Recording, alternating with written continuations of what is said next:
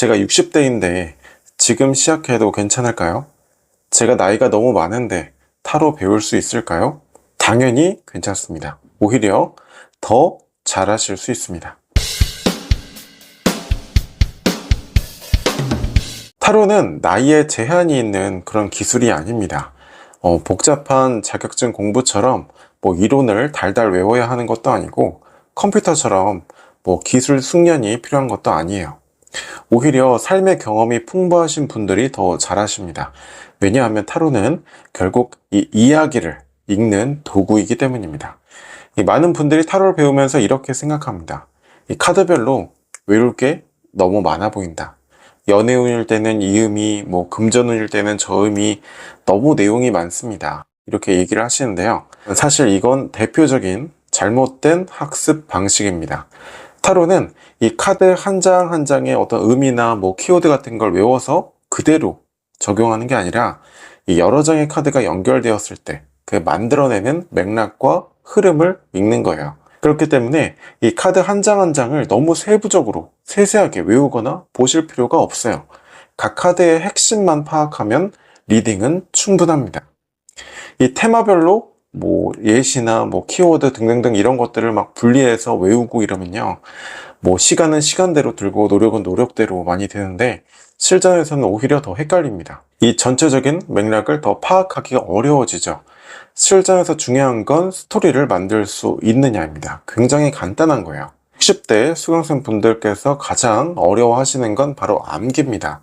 하지만 타로는 암기보다 이해가 중요한 분야입니다. 그리고 이 타로를 보시면 글이 아니라 그림이죠.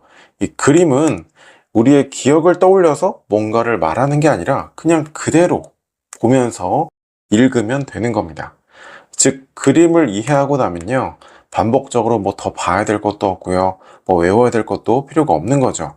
그냥 계속 그림이 말해주는 이야기의 흐름을 파악만 하면 되는 겁니다. 오히려 암기에 대한 부담이 많은 장년층 분들에게 더욱더 적합한 도구라고 할 수가 있겠죠. 예시를 보여드리면서 어떻게 쉽게 읽을 수 있는지 한번 보여드리도록 할게요. 질문은 지금 내가 늦은 나이인데 좋아하는 일을 시작해도 될까요? 라고 물었습니다. 자, 펜타클 8번 보자마자 외운 것들 떠오르시면 안 됩니다. 그냥 매번 어떤 고민 테마의 주제의 질문이든지 항상 매번 새롭게 카드를 보듯이 그냥 그대로 읽으시면 되는 거예요. 외워서 펜타클 8번이 어떤 카드였지 이렇게 떠올리면 뭔가 잘못된 방법으로 가고 있는 겁니다. 자, 한 인물이 열심히 무언가를 조각하고 있어요. 그렇죠? 인물이 열심히 일을 하고 있어요. 그리고 거기에만 뭔가 전념하고 집중하고 있는 모습이죠. 그 펜타클 카드인데 펜타클의 모습은 어때요? 꾸준히 걸리고 있죠. 즉 꾸준히 펜타클이 걸리고 있다, 만들어지고 있다, 이렇게 볼 수가 있어요. 그 밖에 아무것도 없죠. 그냥 그 인물이 열심히 뭔가를 만들고 있고 집중하고 있고 꾸준히 이 동전처럼 보이는 펜타클들이 만들어지고 있다, 이거밖에 없는 거예요. 뭔가를 외우거나 테마별로 이 카드가 연애운에 나오면 뭐다 이렇게 외울 필요가 없는 거죠. 자, 그런데 여기서 펜타클이 뭔지만 알면 되겠죠. 펜타클은 타로 카드에서 물질이자 결과물이자 현실적인 가치이자 이런 것들을 상징을 합니다. 그런데 대표적으로 이제 물질을 의미하는 거죠. 이 물질이라는 큰 카테고리, 범주 안에 물질적인, 손에 잡히는 현실적인 결과물도 될 수 있는 거고요. 또 현실적인 가치, 돈이라든지 금전이라든지 진짜 눈에 보여지는 현실적인 물질적인 여건이라든지 이런 것들도 다 포함될 수가 있는 거예요. 그럼 이 물질이라는 게 꾸준히 만들어지고 있는 상황이고 그 안에서 사람은 열심히 집중하고 있고 배우고 있고 만들고 있고 숙련하고 있는 그런 모습이겠네요. 자, 이게 끝입니다. 더 이상 외울 필요가 없어요. 그 다음에 카드 보니까 달 카드입니다. 달 카드. 밤하늘에 달이 떠 있죠.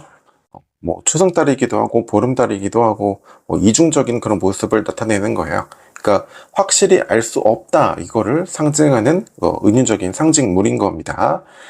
밤이죠, 밤. 밤이니까 어두우니까 어떻게 돼요? 확연하게 분별할 수 없다든지 뭔가 확실하게 판단할 수 있는 게 없다든지 등등 그것들을 한마디로 얘기하면 정보가 부족한 상황이죠. 그러다 보니까 이 개인지 늑대인지 알 수 없는 상징도 있고요. 또 속을 알 수 없는 가제도 있고요. 다 이중적이고 알 수 없고 대립되어 있고 이런 요소들이 여기 그림 속에 그려져 있는 겁니다. 즉 한마디로 확실하게 알 수 없다. 그런 상황이다. 이렇게 볼 수가 있겠죠. 그렇기 때문에 당연히 뭐 두려움도 들 수가 있고요. 또 뭐 혼란스러움도 느낄 수가 있고요. 뭐 등등등 뭐 여러 가지 감정들을 느낄 수가 있겠죠. 그게 달카드인 겁니다. 완드 9번이에요. 인물이 머리에 붕대를 싸매고 나무에 기대어서 있습니다. 뭔가 지쳐 보이는 그런 표정이고 모습이에요. 주변에는 이미 수많은 나무가 다 세워져 있습니다. 누가 세웠겠어요? 이 사람이 세웠겠죠? 이 사람이 세웠다. 즉, 이 무슨 얘기요? 그동안 많은 나무를 세웠다. 이런 상황이겠죠? 근데 타로카드에서 이 나무, 완드는 일이자 행동을 의미하는 원소란 말이에요. 그렇기 때문에 여기에 그냥 그대로 적용하면 뭐예요? 그동안 많은 일을 했거나 그동안 어떤 많은 행동, 즉 어떤 노력이나 시도나 그런 걸 한 상황이다. 이렇게 볼 수가 있겠죠. 즉 이 사람은 뭘 느끼는 걸까요? 더 이상 내가 할 수가 없다. 지쳤다. 또는 뭐 그래서 뭐 경계하는 모습을 보여주고 있죠. 또 뭔가 무리한 시도를 하게 될까봐, 또 실패하면 어떻게 될까, 뭐 이런 생각을 하는 거겠죠. 자, 이런 상황입니다. 뭐 더 이상 없어요. 이거 말고 더 이상 뭐 그려져 있는 것도 없고, 뭐 없죠. 그래서 이게 답니다. 이거 하나를 가지고 다른 카드들과 연계해 가면서 스토리를 만들고요. 또 해석을 만드는 것 뿐이에요. 그렇기 때문에 이 카드 한 장 한 장에 대해서 막 더 외워야 되고, 내가 이 카드 한 장에 대해서 공부가 부족한 건가? 이렇게 생각할 필요가 없다는 겁니다. 너무나 간단하죠. 그 다음에는 이제 완드 왕이에요. 왕은 어떤 존재예요? 힘이 굉장히 강력하죠. 그리고 본인이 할 수 있는 어떤 권한이라든지 힘이라든지 통제력이라든지 그런 힘, 능력 이런 것들이 강한 인물입니다. 그런데 왕이 자기가 자기의 권력과 힘을 발휘하는 데 있어서 남들의 눈치를 보고 또 타인의 시선이나 말에 휘둘리고 그럴까요? 아니겠죠? 다 본인, 자기의 힘을 자기의 의지나 생각대로 펼치고 주장하고 밀고 나간단 말이에요. 그렇죠? 그런데 들고 있는 게 있어요. 나무예요, 나무.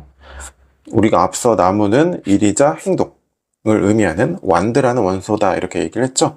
즉 일이자 행동을 통제력이 강하다, 힘이 강하다, 이것만 그냥 그대로 이어주면 되는 겁니다.